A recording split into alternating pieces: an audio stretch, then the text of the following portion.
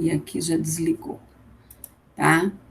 Então, na aula passada, né, nós falamos lá sobre o papel da psicologia geral, sobre a psicologia do desenvolvimento, sobre alguns estudiosos, os que mais, o que fundamentam mesmo a teoria da psicologia do desenvolvimento.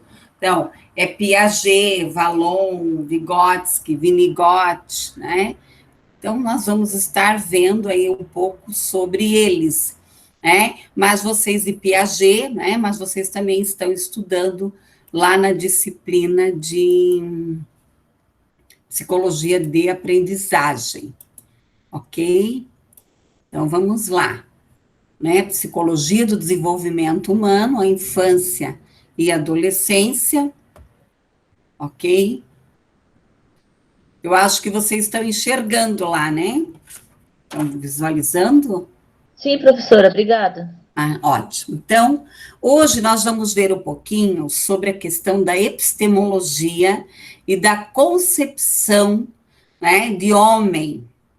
Então, uma pergunta que dentro da psicologia nós sempre vamos fazer, né?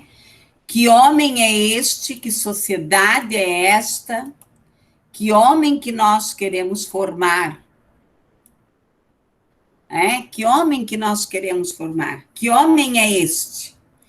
Nós vivemos hoje numa sociedade global, imediatista, nós temos que pensar, né, nos meios de comunicação, nas religiões, nas ações políticas, os arredores, o que influencia esse ser. Então, o que é a epistemologia? É o estudo do conhecimento. É uma reflexão em torno da natureza do conhecimento. Daí nós temos que tomar o cuidado. O que é informação e o que é conhecimento? Informação, pois não? Desculpa atrapalhar a aula, a Milene está tentando entrar na aula e já faz um certo tempo e falta autorizar. Mas ela não está aparecendo para mim. Diz para ela sair e entrar de novo. Tá, só um pouquinho. Porque eu autorizo todo mundo que clica aqui. É alguma coisa lá nela, porque eu não recebi o chamadinho dela. Então, o que acontece? Nós temos aí a questão do conhecimento. Então, o que é o conhecimento? Só é conhecimento quando eu transformo em ação. Então, nós temos muito blá, blá, blá, muita coisa por aí que não é, né? A pessoa tem o quê? Informação, tá? Ó, quem está aparecendo aqui para mim, eu estou permitindo. Né? Às vezes o estudante está com problema lá no sistema dele. Bom, aí nós temos aqui, nós temos que pensar em quê? Que conhecimento que nós temos? Bom, o que é epistemologia? Dentro da origem grega, né, a ciência, o conhecimento, o logos, o discurso. O que nós temos que pensar? Nós temos 3 concepções básicas de homem. A ambientalista, a inatista e a interacionista. A Milena conseguiu entrar? Não, professora, está tentando. Mas então diz para ela sair porque eu não estou recebendo o chamado dela. Ela está com um problema lá, ó. Diz para ela se desligar, se desconectar e tentar novamente. Realmente o sistema está dando problema desde ontem por causa dessas trovoadas. Tá? Mas aí eu sinto muito, porque ó, eu não recebo o chamado dela, ó. Tá? Fazer o quê? Diz para ela tentar no celular, no computador, sei lá. Bom, aí aqui, o que é essa concepção ambientalista? O que é essa concepção ambientalista? O indivíduo, ele nasce o quê? Ele nasce ser biológico, tá? Ele nasce um ser biológico, e ele vai, através do meio, se transformando. Ele nasce o quê? Dentro da concepção ambientalista e empirista. Ele nasce o quê? Um ser, uma tábua rasa. Ele vai depender do quê? Ele vai depender do meio. E aqui nós tivemos a grande contribuição da psicologia comportamental. Skinner, Pavlov, Watson, tá? Que vieram explicar o que? O comportamento humano, aquilo que é visível aos olhos. Questionando o quê? A subjetividade. Então, a subjetividade nós vamos trabalhar aonde? Dentro da linguagem, dentro da linguagem. Então, não é palpável aqui, tá?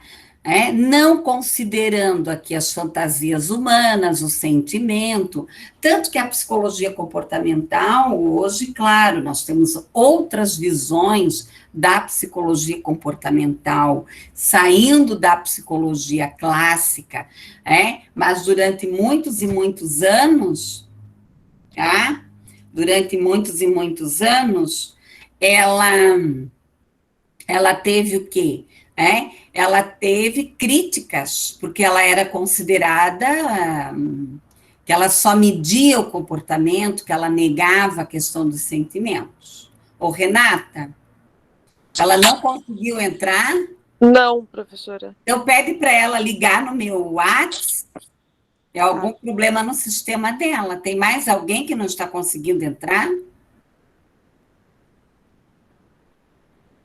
Vê lá para mim, fazendo favor. Ou é só ela? Senão ela pode ligar no meu WhatsApp aqui e eu conecto ela aqui, ela escuta a aula, se ela quiser. Tem mais alguém?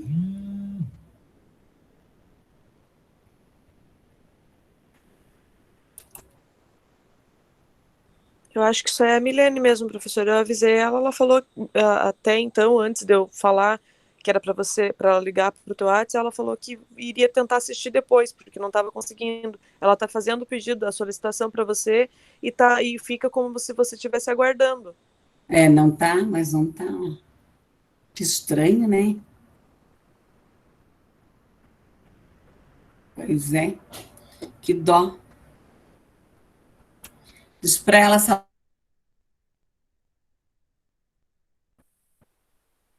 Ela falou que vai assistir depois mesmo, professora. ela que eu peço desculpas, mas não é alguma coisa. Ontem também deu um monte de problema nas aulas à noite. Fez chuva aí, né? Pessoal, então, voltando aqui à concepção ambientalista, Então, o ser humano, ele nasce uma tábua rasa. Então, durante muitos e muito tempo, a concepção ambientalista, ela era o quê? Criticada. Só mede, uma coisa que mede, que você só vai ver aquilo que é palpável, Aquilo que é palpável, tá?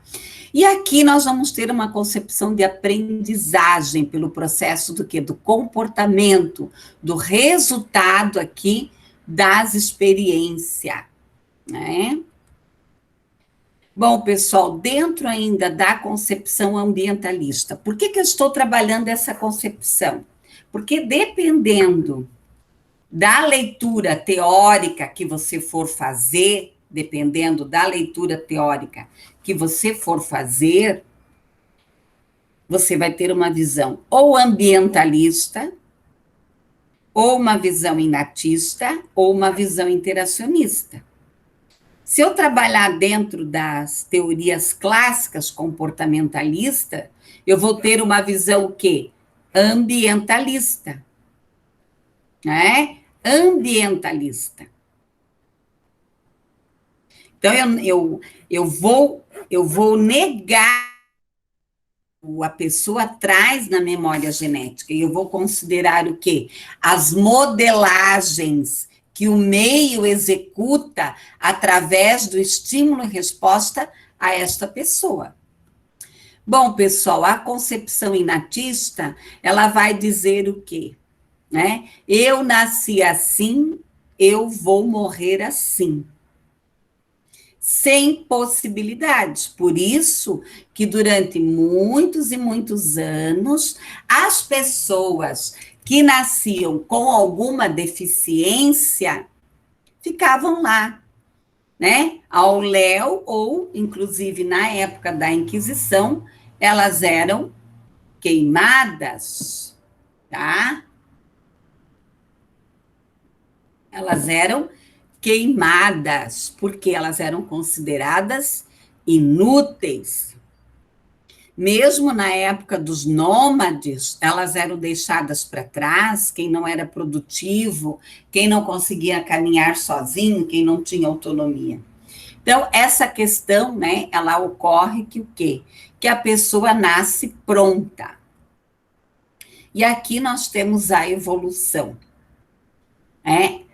A concepção inatista, ela tem duas visões. A visão religiosa da igreja, a bíblica, tá? A religião, né? A bíblica e a concepção de Darwin, né? A evolução do ser, né? Da questão aqui, né? Basicamente do macaco.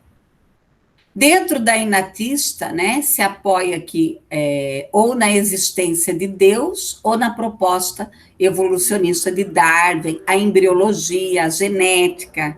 Claro que tudo isso contribui, né? Nós sabemos hoje que o cérebro do homem ele é diferente do homem da caverna, enfim, tudo isso contribui. O indivíduo nasce pronto, né? E ele se aprimora pouco. Então, dentro da visão inatista, nós não temos um olhar de possibilidades de mudança deste ser humano. Bom, dentro da concepção interacionista, aqui, nós vamos ter o quê? A visão de que o homem nasce um ser biológico. Ele traz uma genética, ele traz uma memória genética. E através da interação com o meio, os estímulos, ele vai se desenvolvendo. Ó, agora deu, hein? Deu certo, Milena? Pessoal, eu nunca nego aqui a permissão de ninguém, tá? Quando porque não aparece para mim. E eu prefiro dar a permissão porque eu sei, daí eu vou acompanhando aqui o aluno que fica na aula, que não fica. Ok? Pessoal, então nós temos aqui, né? Nós temos que pensar o quê? Que ele vai se desenvolver através do meio, mas ele precisa de um biológico. E daí nós temos que pensar no quê? No desenvolvimento físico, no desenvolvimento psicológico e no desenvolvimento social. Então, uma criança que sofre desnutrição, que sofre maus tratos, tá? Que faz parte de uma família adoentada, relações conturbadas, tá? Ou ele tem uma boa alimentação, mas ele faz parte de um núcleo familiar complicado, né? Relações conturbadas, relações com falta de harmonia. Então, tudo isso é fundamental. Nós temos que pensar no desenvolvimento infantil e nesta criança desde o momento lá onde ocorre a fecundação. Começa todo um desenvolvimento. Aí nós vamos ter várias visões aqui, né? Vão ter teorias dentro do desenvolvimento, dentro da psicologia, que vão dizer a vida intrauterina não tem nenhum tipo de influência emocional, é só física, tá? Mas nós temos a memória genética. Existem vários estudos, se vocês quiserem procurar no YouTube, tem muitos vídeos que mostram a vida intrauterina, como que esse bebê se comporta. E agora eu vou falar algo bem sério para vocês, eu sou totalmente contra aborto. Claro, existem as questões aí de deficiência, de estupro, tem uma série de questões aí de precedentes que se abrem. Tá? Mas eu não aprovo o aborto, ok? Eu sou a favor da vida, então eu não posso aprovar o aborto, tá? Então, existem várias teorias aí, só que a gente sabe que tudo que a mãe sente, tudo que a mãe sente, quando ela se alimenta, a vida do bebê é o cordão umbilical. E nós sabemos que quando você está nervosa, agitada, você se alimenta, você passa mal. Tem muita gente que passa mal. Quando está tensa, nervosa, preocupada com as coisas, com o dia a dia. Então, dizer que a vida intrauterina não tem nenhum tipo de influência é meio complicado. Tá? Mas também delirar, que o bebê nasceu falando que a mãe falava com ele, também não. Aí tem, pessoal, tem uns delírios aí, eu já escutei, de mãe me contando, eu bem séria, falei, pois então, Aí também, mas nós sabemos que uma gravidez tranquila, eu já atendi, por exemplo, mulheres, que tiveram uma gravidez tranquila, mas o parto foi traumático. Eu atendi uma moça há muito tempo atrás, que ela teve depressão pós-parto. Por quê? O dia que o bebê nasceu, o marido chegou para ela lá no hospital, não teve nenhum tipo de dó, nem piedade.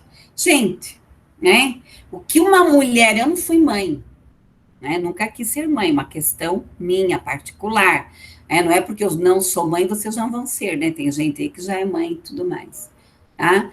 Mas, existe, você pensa, a energia que uma mulher grávida, ela se despende, e o nascimento, assistam partos, veja o quanto, o esforço que ela faz para dar à luz. Então, há todo um desprendimento emocional, um desgaste. Aí o marido chega lá na maternidade, no hospital, e diz assim, eu fui de muda, eu vou morar com a minha amante. Então, uma mulher, que recém ganhou neném, ao escutar um negócio desse.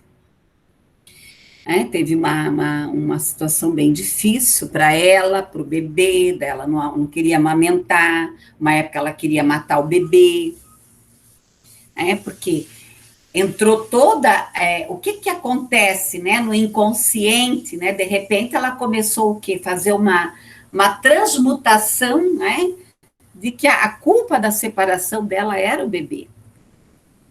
Claro que não era o bebê, uma somatória de situações, tá? Então, a vida intrauterina deve ser respeitada.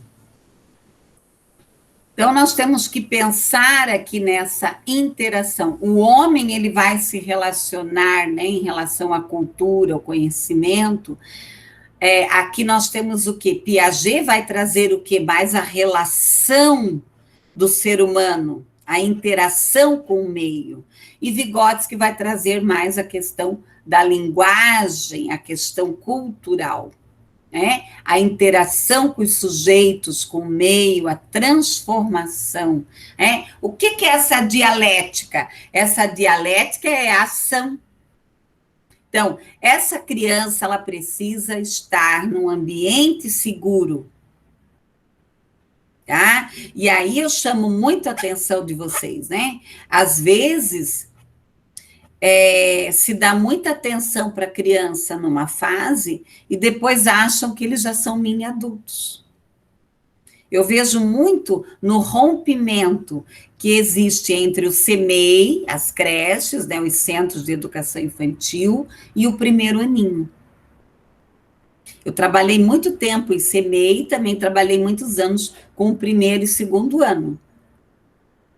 Então, o que eu vejo, né? Tem muita gente que ele sai do CEMEI, que ele é mais cuidado, ele é mais amparado, tem um ambiente mais para a faixa etária dele, aí ele vai para uma escola de primeiro a quinto ano, todo mundo acha que ele já sabe ir no banheiro, que ele já é um serzinho adulto. Não, ele continua criança.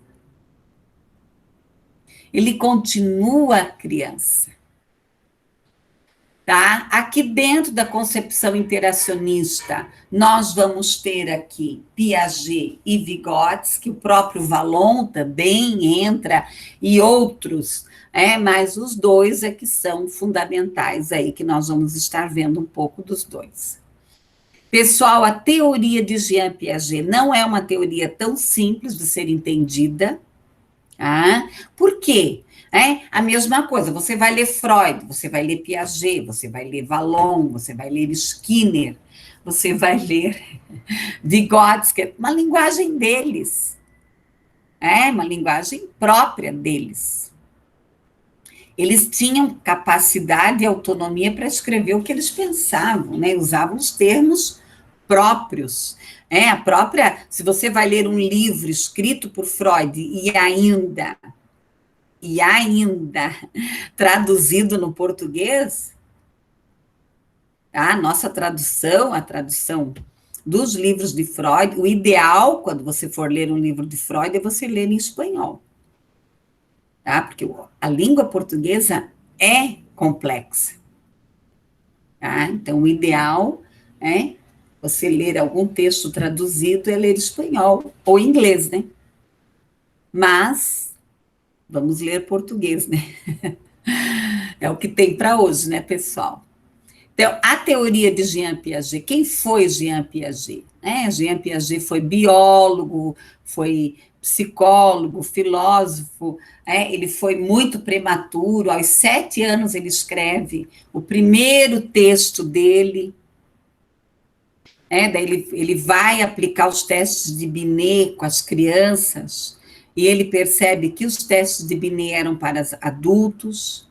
Ele estuda os filhos, os instrumentos, o centro de pesquisa dele eram os filhos, e ele vai trabalhar o quê? A questão da inteligência. Piaget foi muito criticado, segundo alguns pesquisadores, alguns teóricos, que ele não trabalhava a questão emocional, tá? Pessoal, procurem os textos de Lauro de Oliveira Lima. É Lauro de Oliveira Lima. Ele tinha uma escola lá no Rio. Eu participei de vários cursos. Eu li praticamente quase todos os livros de Lauro de Oliveira Lima. Ele eu diria assim, que ele foi mais fiel com Piaget, tá? Existem aí vários textos e livros de Lauro de Oliveira Lima. Bom, então, muitas críticas em cima de Piaget, que Piaget não olhava o emocional. Isso não é uma verdade. Por quê? Para Piaget, o emocional está inserido no interesse. Então, se eu estou lá instigando a criança, questionando a criança, eu estou mostrando interesse a ela, ao que ela está me trazendo. Isto é a relação para ele. Então, Piaget não é afetividade, para Piaget não é mimimi. Ai, meu amor, né? Ai, que linda. Não. tá? Não. Quando é que eu demonstro amor por alguém? Quando eu me interesso por ela. Não quando eu bajulo, tá? Não quando eu bajulo, mas quando eu me interesso. Eu demonstro interesse. Então, quando é que essa criança ela vai se sentir bem no ambiente que ela está vivendo? Seja na escola, na família, na casa da tia, do tio, sei lá quem. Quando ela for participe. Quando alguém dar espaço para ela. Claro que ela também tem que saber respeitar o espaço do outro. Tá? Aí aqui Piaget traz algo muito importante que nós precisamos entender dentro do desenvolvimento. Os 4 fatores biológico. Então, Piaget acreditava no quê? Na maturação do sistema nervoso. Por exemplo, um pai pega a criança e vai ensinar a andar de bicicleta. Põe as 4 rodinhas, né? As rodinhas lá do lado vai dar 4. 2 mais 2 vai dar 4. Aí ele começa, né? Um domingo ele empurra, outro ele empurra, aí ele vai indo. Até que um dia ele tira as rodinhas de apoio e fala: meu filho, vai. Então, a criança teve o quê? Maturidade neurológica. Por isso que eu digo que dentro da psicologia do desenvolvimento, se você entender bem Piaget, entender bem Vygotsky, entender bem Vallon, tanto dentro da teoria do desenvolvimento e a teoria da aprendizagem, você está bem, porque um complementa o outro. Piaget vai falar dessa maturação do sistema nervoso. Por isso que existe um tempo para a criança se alfabetizar. Então, a criança com 7 anos, ela tem que estar alfabetizada. Não. Por isso que o MEC, o Ministério da Educação, mudou. Está se dando um tempo até o 3º ano. Então, eu tenho lá o pré-escola, a educação infantil, a pré-escola, a educação infantil que vai de 0 a 4 anos, a pré-escola de 4 a 5, 6 anos, aí começa lá o ensino fundamental de 1º a 5º ano. Então, o Ministério da Educação, através de estudos que foram feitos, de várias pesquisas e tudo mais, entendeu que o quê? Que a criança pode se alfabetizar até o 3º ano. Não existe nem retenção. O que é retenção? É a criança ficar lá naquele aninho que ela está. Às vezes o pai vai lá e pede para a criança ficar. Eu quero que meu filho fique no 2º ano, porque ele não está bem, eu estou percebendo. Tem que fazer ata, fazer todo um documento.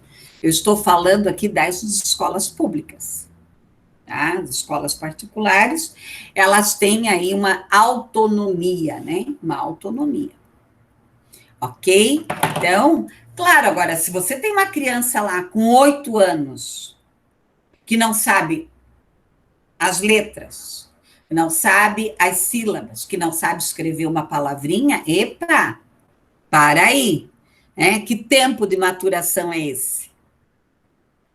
Eu trabalhei lá nos anos 80 na pré-escola, tá? Que a criança tinha que sair alfabetizada, senão eu era chamada. Eu era chamada.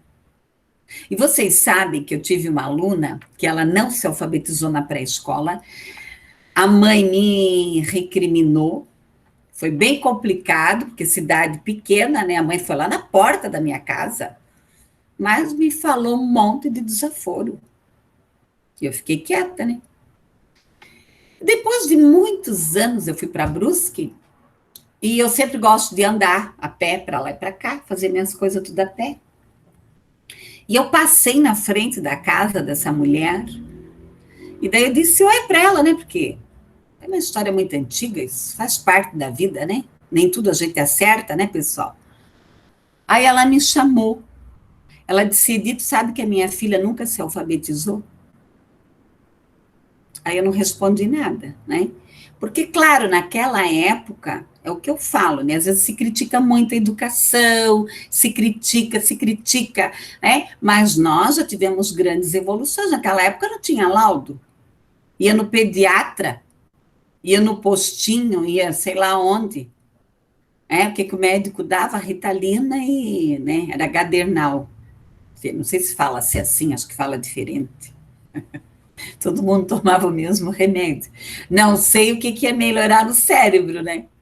Tá? Então, nós temos que pensar nisso. Exercícios e experiência. Então, o que que Piaget coloca? No YouTube, pessoal, tem vários vídeos de Piaget. Assistam, importante entender Piaget. Então, os exercícios de experiência é ação sobre o objeto. Tá? As interações sociais, então ele está lá interagindo, batendo, cantando, te imitando, né? Daí tem as fases lá de imitação, tá? E a equilibração, que vai estimular a criança a encontrar as respostas certas. Então, Piaget achava horrível você dar a resposta para a criança. Não se dá resposta, se faz ela pensar, né? Se faz ela pensar, tá? Então, aqui a ideia tem acento, né, ainda. Ai, ai. Tá? Está fundamentada no quê? Na ideia de equilibração e desequilibração. Então, por exemplo, eu tenho uma criança que sabe escrever palavras simples. Eu vou trabalhar com ela palavras complexas. Eu tenho uma criança que está gatinhando, eu vou estimular ela a andar. Então, o que é esse processo de equilibração e desequilibração? A criança está sempre aprendendo e reaprendendo. E daí nós vamos adentrar aonde? Nos novos esquemas. Nos novos esquemas. Então, se ocorre através da maturação, da experiência dos objetos, da relação sociocultural e da equilibração. E aqui nós vamos adentrar também na assimilação e na acomodação. Então, quando a criança ela está lá tentando amarrar o sapato, por exemplo, gente, fazer o lacinho parece ser tão fácil. Requer um nível de maturação muito complexo. A mesma coisa é a escrita e a leitura. Por que que nem todo mundo aprende a ler e escrever? Porque a escrita e a leitura são um dos processos mais complexos do cérebro. Então, não é tão simples assim. Então, enquanto eu estou assimilando novos esquemas e eu vou acomodar aqueles novos processos de aprendizagem, tá? Então, ainda dentro da teoria de Piaget, eu vou acomodar novos esquemas, que eles vão se modificando através do meio. Então, a assimilação e a acomodação, eles caminham juntos. Pessoal, um livro muito bom para entender, né, todo o processo de aprendizagem e desenvolvimento também o trabalho da Cláudia Davis, tá? Ela tem bastante coisa escrita aí. Então, o momento da assimilação prevalece sobre a acomodação. E aqui nós vamos adentrar aonde? No jogo simbólico. Aí eu gostaria que vocês entendessem uma coisa bem importante, a função semiótica. O que é a função semiótica? É a imagem mental dos objetos. Então, se eu pedir para vocês fecharem os olhos, imaginarem uma árvore, vocês vão imaginar. Se eu pedir para vocês imaginarem o Japão, Puxa, eu nunca estive no Japão, mas eu já vi japonês, eu conheço a Praça do Japão, enfim. O que é a função semiótica? É a materialização mental do objeto. Por isso que tem fases lá que a criança, né? Tem fases, tá? Tem fases que a criança, a mãe sai de perto dela, ela começa a chorar. Ou você tira o objeto do olhar dela, da percepção dela, ela chora. Por quê? Porque o objeto não existe para ela, a não ser na presença. Porque ela não tem aqui a materialização do objeto, a função semiótica. Por isso, né, eu coloquei lá a BNCC para vocês darem uma olhada, se ficou como material de apoio de vocês. Tá? Lá dentro da BNCC, principalmente na parte da educação infantil, tem toda a questão da vivência. Porque a criança precisa brincar. Né? Quando ela está lá brincando de casinha, brincando de boneca, de médico, eu nunca esqueço, eu trabalhava num CEMEI, né? De repente, eu estava lá na minha sala, daí sempre, às vezes, eu levantava, dava uma passeada, né? Para ver se estava tudo bem. E as crianças estavam lá no pátio brincando. E eu passei assim, tinha uma criança deitada, um papelão em cima, e o outro deitado em cima, e um ajoelhado. E a criança que estava embaixo do papelão e o outro deitado em cima estava quase se asfixiando. Aí eu fui lá e disse, gente, ela vai morrer, né? O que está acontecendo? Daí ele falou assim, não, nós estamos enterrando a criança. Ela morreu. Eu falei, mas ela vai morrer mesmo. Aí eu tive que ir lá, né, conversar com eles e falar, olha, né, podem brincar de morte e tudo, mas a pessoa tem que ficar respirando. Então, eles estavam fazendo o quê? O velório da criança. Pense, né? Então, você também tem que tomar cuidado, né, quando você vai fazer uma interação junto com a criança. Se você não vai quebrar o simbólico dela. Sabe, eu acho absurdo. A criança tem que acreditar em Papai Noel, em coelho, sabe? Nas fadas madrinha, no anjo. Isso tudo é muito importante. A psicanálise, ela faz um estudo, né? Eu trabalho uma disciplina dentro do curso de letras da Uniandrade, onde eu trabalho a parte todinha da literatura infanto-juvenil, eu faço uma pesquisa dentro do processo da literatura, eu sou apaixonada pela literatura infanto-juvenil, tá? É uma grande paixão na minha vida. Então, é feito toda uma análise, né, da psicanálise em cima dos contos, nós vamos trabalhar um pouco também dentro da psicologia do desenvolvimento. Os contos infantis, por exemplo, se você estudar o Chapeuzinho Vermelho, então, outro dia nós estávamos brincando, rindo, eu e uma amiga, eu falei, eu nunca fiquei traumatizada de cantarem a musiquinha para mim, né? Lá vem o lobo mau, para comer as criancinhas e fazer mingau. Gente, mas é um absurdo. Outro dia, eu falando com uma amiga, ela disse que ela canta para os netos até hoje. Aquela música lá que o bicho-papão. Então, sei lá, mas existe toda uma análise, nós temos aí hoje as escritoras contemporâneas, a Ruth Rocha, a Maria Ana Machado, e tantas outros, aí o próprio Ziraldo, que são fundamentais aí. Pessoal, dentro da teoria piagetiana, a questão física, o que é o físico para Piaget?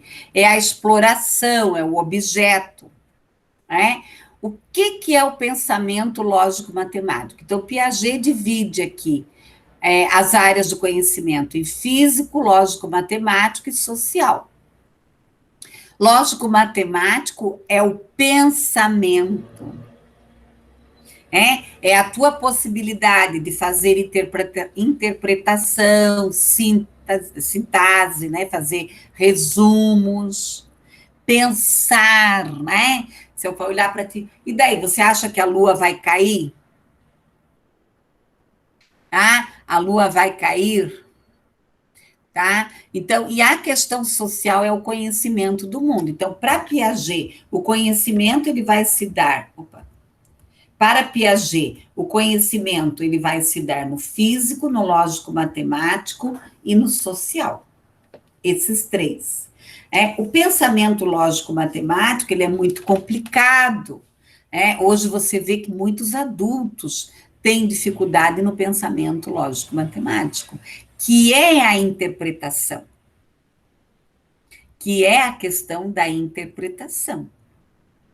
Tá? Então, nós temos que trabalhar essas três questões juntas aí.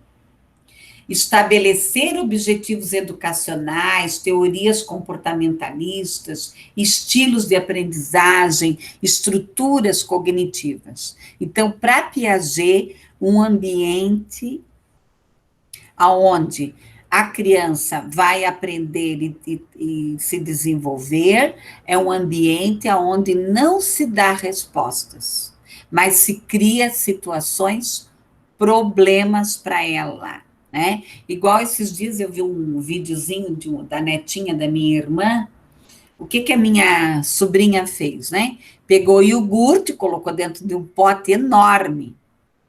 Fiquei morrendo de dó dela quando eu vi aquele vídeo. Aí ela pegou a colher e foi. Quando ela viu que ela não dava conta, ela enfiou, né, a cara dentro do pote e ficou lambendo. Quer dizer, ela achou uma solução para ela. Então, se você perceber, se você começar a observar as crianças, você vai ver o quê? Que elas vão achar uma solução. Um dia eu estava aqui na minha vizinha, tinha uma criança e eu brincando com ela. Só que, gente, chegou uma hora que eu estava cansada. E ela queria que eu jogasse a bola, que eu brincasse de amarelinha.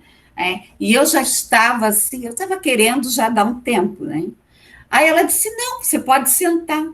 Brinca sentada comigo. Então, eu não tive escapatória. Quer dizer, ela achou uma solução para mim, né? Ela achou para não me largar, né, a danadinha. Então, quer dizer, a criança ela é rápida, a criança que tem um cérebro, com maturidade, que ela teve uma alimentação adequada, que ela tem um ambiente estimulador adequado, logicamente. Nós não estamos aqui tratando de pessoas que têm deficiência intelectual, que têm transtorno, autismo e por aí. Então, nós temos que pensar nesse ambiente. Bom, alguma dúvida até aqui, pessoal? Alguém quer comentar alguma coisa? Tá tudo certo, professora. Tá tudo certo aí? Ninguém tem pergunta? Bom, nós vamos falar um pouquinho de Vygotsky, Ele foi advogado, filósofo, tá? Ele nasceu numa família, numa situação financeira boa, Piaget nem tanto, tá? Para ele, o quê? A cultura molda o psicólogo. As pessoas são de diferentes perfis culturais. Então, se defende muito. Quando nós estamos falando de cultura aqui, pessoal, eu não estou falando da cultura, o teatro, o show, não. Estou falando da cultura do dia a dia. Tá? Do dia a dia. Ao meu olhar, a cultura, ela precede a educação. Ou ela tem que caminhar junto com a educação. E aqui Piaget traz a zona do desenvolvimento proximal. O que é isso? É o real, o conhecimento real e o potencial. O que é o real? É o que eu sei. O que é o potencial? Que eu posso ir além. Então, puxa, essa criança faz risco, né? Ela faz risco, mas ela já está tentando fazer bolinha. Então, eu posso ampliar isso. Então, o real é o que ela sabe. Potencial é o que ela pode ampliar. Entre o conhecimento real e potencial, eu vou ter o quê? A zona de desenvolvimento proximal. Então, dentro da zona de desenvolvimento proximal fica quem? O mediador, que pode ser o professor, que pode ser o terapeuta, que pode ser o pai, o amiguinho. Criança aprende com criança. Por isso que essa história de sala homogênea, né? Meu Deus, eu ainda escuto isso em pleno século XXI. Então, nós temos que ter o quê? Estudante que sabe ler, estudante que sabe matemática, estudante que não sabe ler, um junto com o outro. A própria escola especializada, ela mudou. Há anos atrás, nós tínhamos, assim, escolas que só tratavam de deficientes físicos, só tratava com síndrome de Down, que só tratava de deficiente intelectual. Hoje, não. Hoje, as escolas especializadas é tudo junto, misturado. Por quê? Você tem um estudante falante, você tem um outro que não fala. Um media o outro. Eu tive um menino que ficou uns 2 anos comigo, numa escola especializada que eu trabalhei. Pouca gente gostava dele, porque ele cheirava mal, ele não tomava banho mesmo. A família tinha um problema muito grave, social, não era por falta, ninguém ajuda. Vocês sabem, que tem pessoas que passam necessidade, tem outras que recebem ajuda, mas não sabem lidar com aquela ajuda, não tem uma questão cultural aí gravíssima, com a questão de higiene e tudo mais. Então, quando ele foi para a minha sala, uma professora parou na minha porta e disse, nem faz nada com ele, deixa ele ali. E eu tinha, assim, eu atendi um grupinho, daí tinha uma deficiente múltipla, tinha 2 bem falante, e tinha ele, e tinha mais uns falante. E tinha um com síndrome de Down que não queria fazer nada. O dia que ele batia de frente comigo, ele ficava de mal comigo. Então, e ele começou a querer falar. Chegava na escola, ele dava bom dia para todo mundo. E eu fazia todas as atividades com ele que eu fazia com os demais. Claro que ele tinha crises fortes, ele tinha um monte de problema, ele tinha uma deficiência intelectual severa, ele tinha crises de ausência, nunca se fechou o diagnóstico dele, até hoje não se sabe, tá? Mas ele melhorou significativamente. Nós tínhamos muitos shows na escola, muitas visitas, e ele queria falar com todo mundo. Chegava com a pessoa assim, ele queria falar, ele melhorou significativamente. Por quê? Porque aprende através do quê? Do modelo. E como ele estava numa fase que eu diria uma fase lá de uma criança, ele tinha 18 anos, mas ele estava numa fase simbólica lá de uma criança de 4, 5, 6 anos, ele aprendia através do quê? Do espelho. Tá? Bom, pessoal, então Vygotsky traz essa questão da cultura, tá? E da zona de desenvolvimento proximal aí. Da linguagem, claro que tem muito mais, né? Mas dentro da psicologia do desenvolvimento, nós vamos estudando ele mais à frente.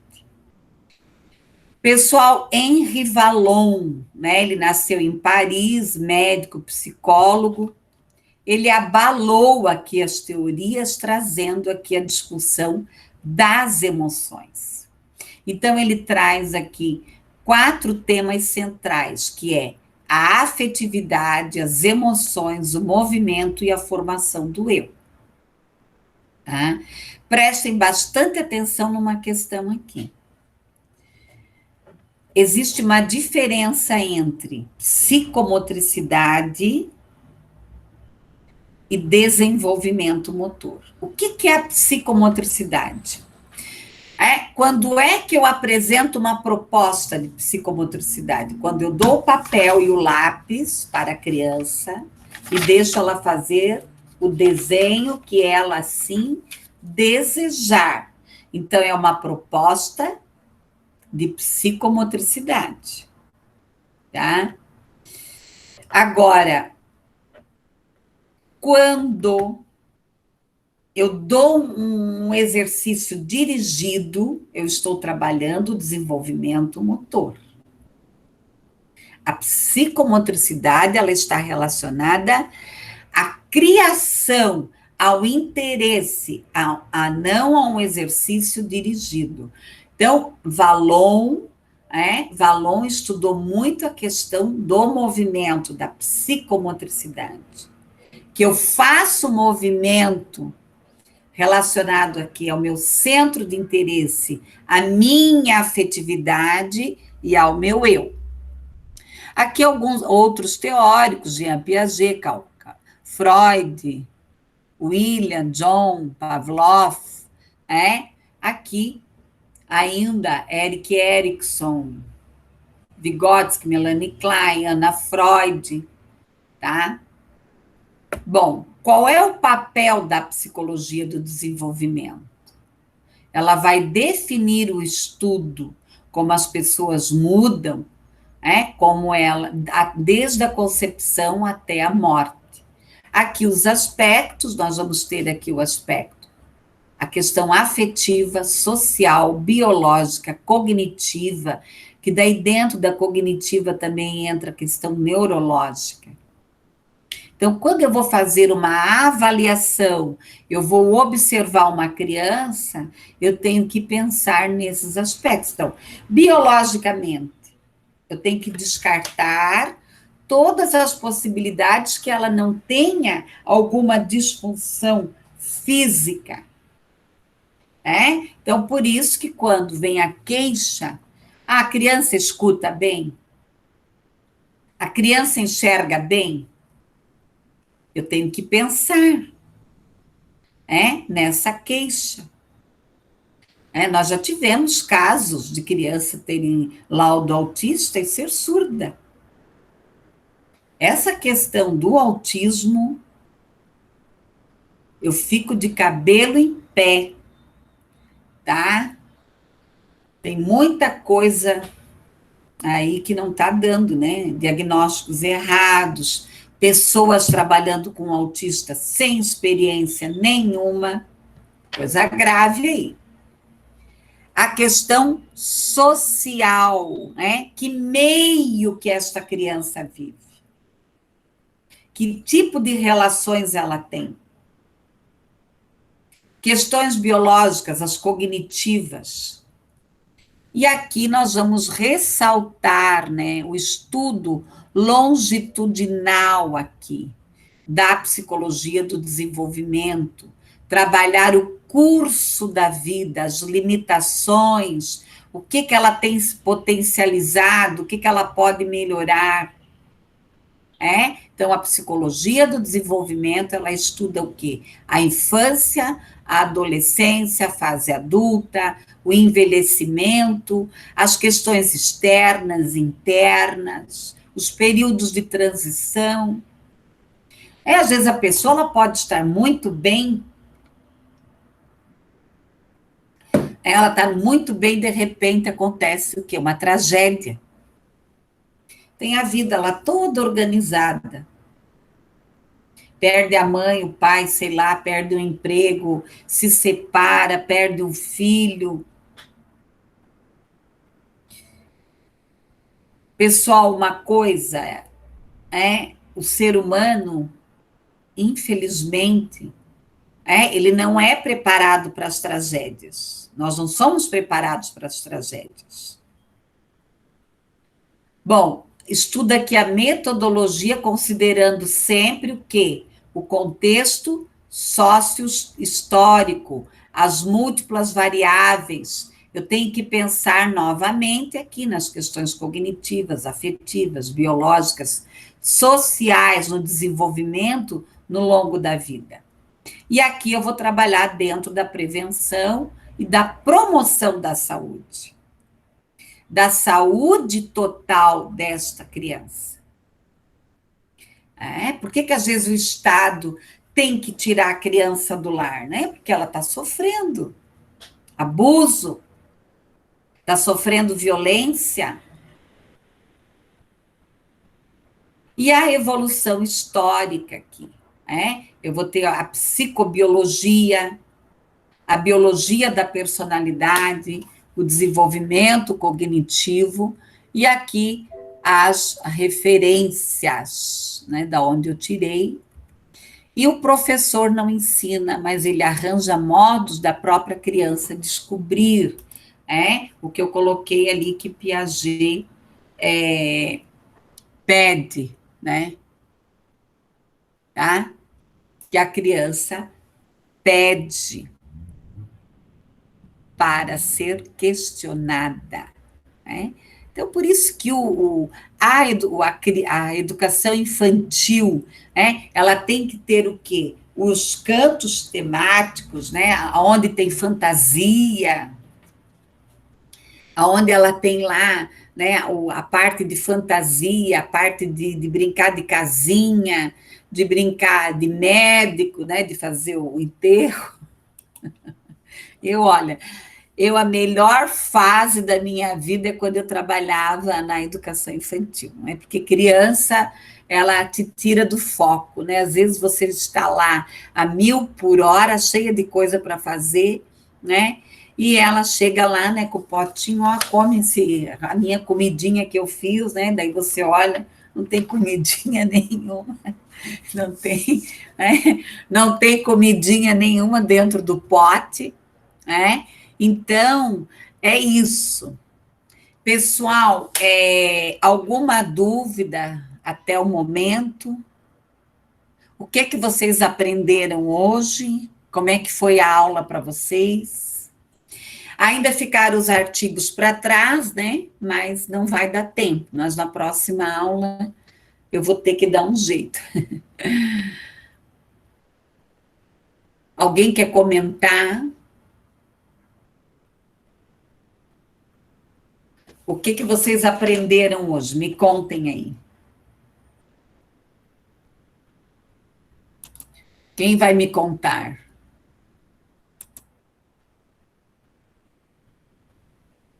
Experiências, aula maravilhosa. Se eu contar tudo que eu já passei. Ai, ai, olha. A gente aprende com essa meninada, Mais alguma coisa, pessoal?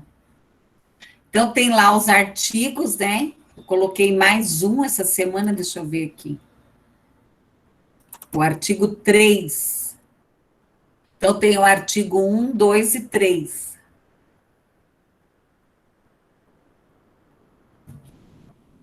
Abre, menininho.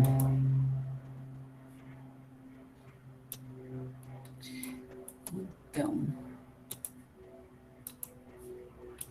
esse artigo aqui, ó,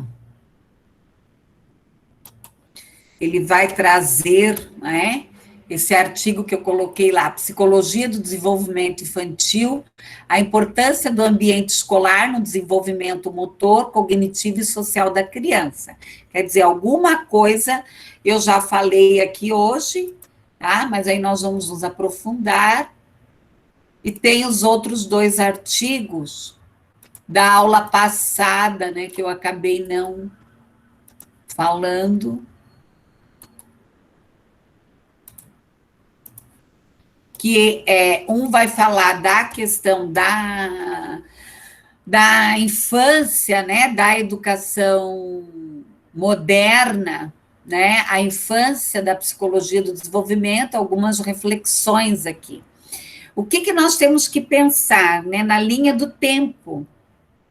Que criança que nós tínhamos nos anos 40, nos anos 50, nos anos 60, nos anos 70, nos anos 80, 90, 2000, 2010, 2020, e que criança que nós temos hoje?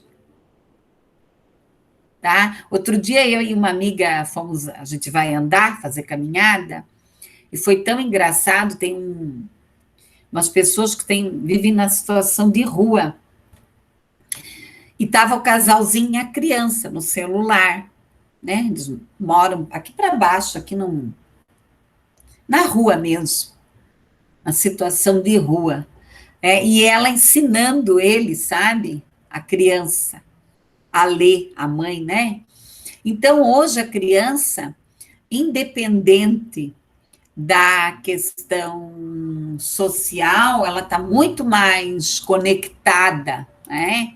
Então, aqui, a questão da criança consumidora, né?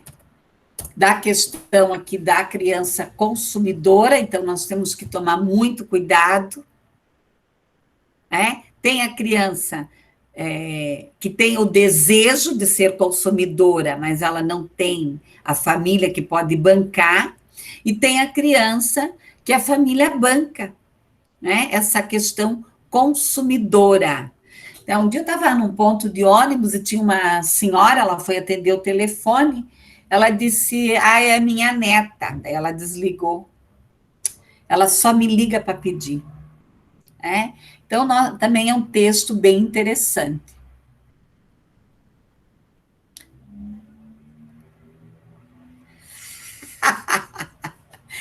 Angélica, amiga, eu tive que me bancar, né? Então, sempre. Casei e tive que continuar me bancando. Nem homem para pagar a conta de luz eu tive já. Nunca, amigas, nunca, colegas. Tá? Bom, pessoal, alguma dúvida sobre a aula de hoje? Tem uma perguntinha lá, né? Responda uma pergunta. E vão estudando aí. Qualquer dúvida, eu estou à disposição. Alguém quer comentar? Ninguém quer falar hoje? Fala, professora, eu vou falar. Não, o que eu achei interessante lá nesse último artigo que a professora passou é que no século XVIII as crianças eram entendidas como adultos menores. Achei tão interessante essa forma.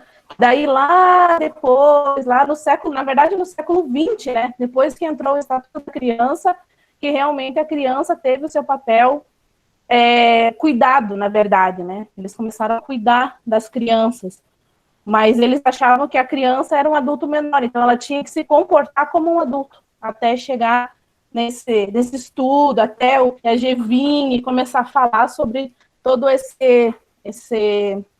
biologia, né, da criança, da maturação, de entendendo como que a criança vai entendendo, vai se formando no tempo certo. Achei bem interessante isso.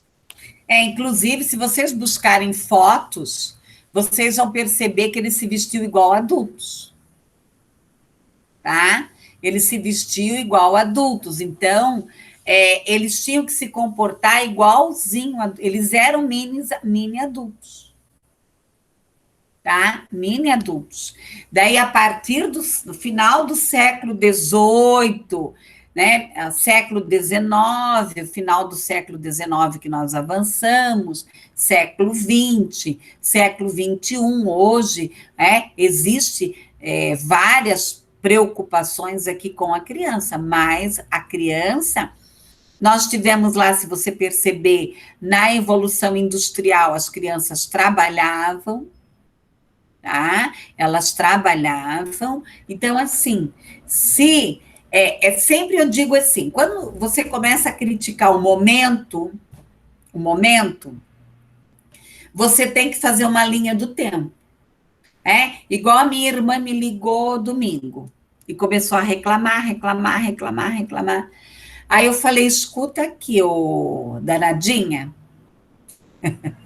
pode parar de reclamar. Você lembra quando a gente morava lá em Vidal Ramos, que não tinha médico? Quando nós ficávamos doentes, a mãe botava, dava chá, chamava a benzideira, a rezadeira, o padre, Aí quando quebrava um osso, não tinha o que fazer, o pai botava a gente numa carroça, andava 2, 3 dias para achar um hospital. Eu falei, agora você trabalha, você tem plano de saúde e você mora do lado de uma unidade de saúde, ela mora lá em Itapema, e o sistema de saúde lá é muito bom.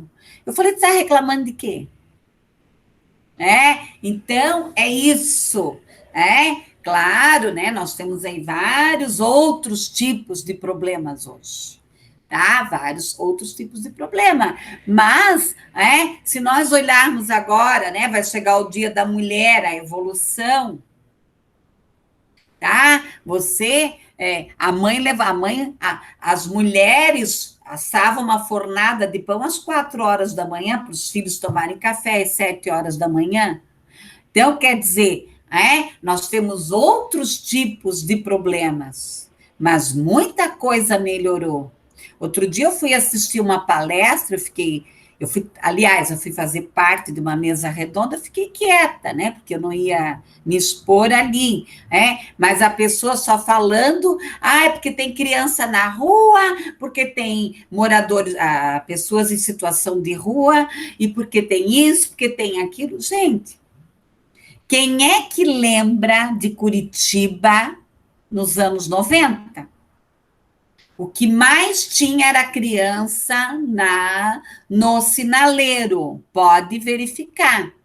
Não que não tenha hoje, já teve menos, tá? Já teve menos, hoje já tem um pouquinho, mas se você liga no 56 e denuncia, eles vêm buscar na hora, tá? Então, é isso que nós temos que pensar, tá?